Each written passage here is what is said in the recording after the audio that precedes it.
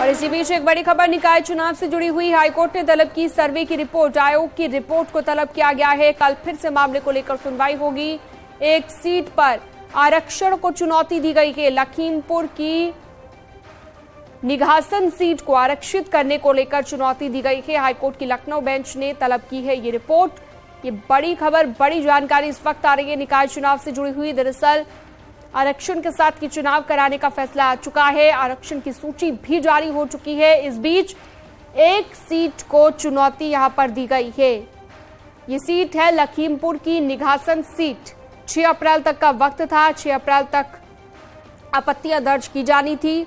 इस बीच हाईकोर्ट की लखनऊ बेंच ने ये रिपोर्ट तलब की है।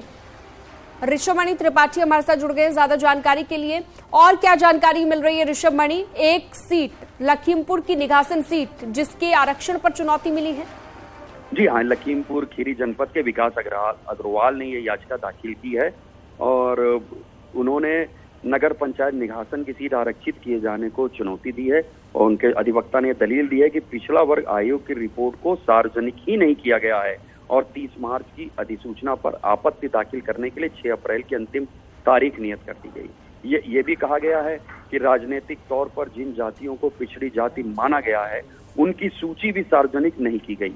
दलील दी गई कि यह स्पष्ट ही नहीं किया गया है कि कौन सी पिछड़ी जातियों के लिए सीट आरक्षित की गई है। यह भी तर्क दिया गया है कि सुप्रीम कोर्ट और हाई कोर्ट यह स्पष्ट कर चुकी है कि निकाय चुनाव के संबंध में पिछड़ा वर्ग को डाटा के आधार पर चिन्हित किया जाना आवश्यक है, क्योंकि राजनीतिक पिछड़ापन सामाजिक व शैक्षिक पिछड़ापन से अलग होता है। ये भी कहा गया है कि रिपोर्ट के उपलब्ध न होने की वजह से याची 30 मार्च की अधिसूचना पर संतोषजनक आपत्ति दाखिल ही नहीं कर पाया है। वहीं राज्य सरकार की ओर से अपर महाधिवक्ता कुलदीप पति त्रिपाठी ने कहा है कि याची ने पिछड़ा वर्ग की सूची प्राप्त करने के लिए किसी भी अधिकारी से संपर्क ही नहीं किया। इस पर याची की ओर से बताया गया कि वो कई बार डीएम कार्यालय में अनुरोध कर चुका है, लेकिन उसे यानी कि कल फिर से इस मामले को लेकर सुनवाई होनी है। बहुत शुक्रिया ऋषभमणि त्रिपाठी, आपने तमाम जानकारी दी विस्तार से इस खबर पर।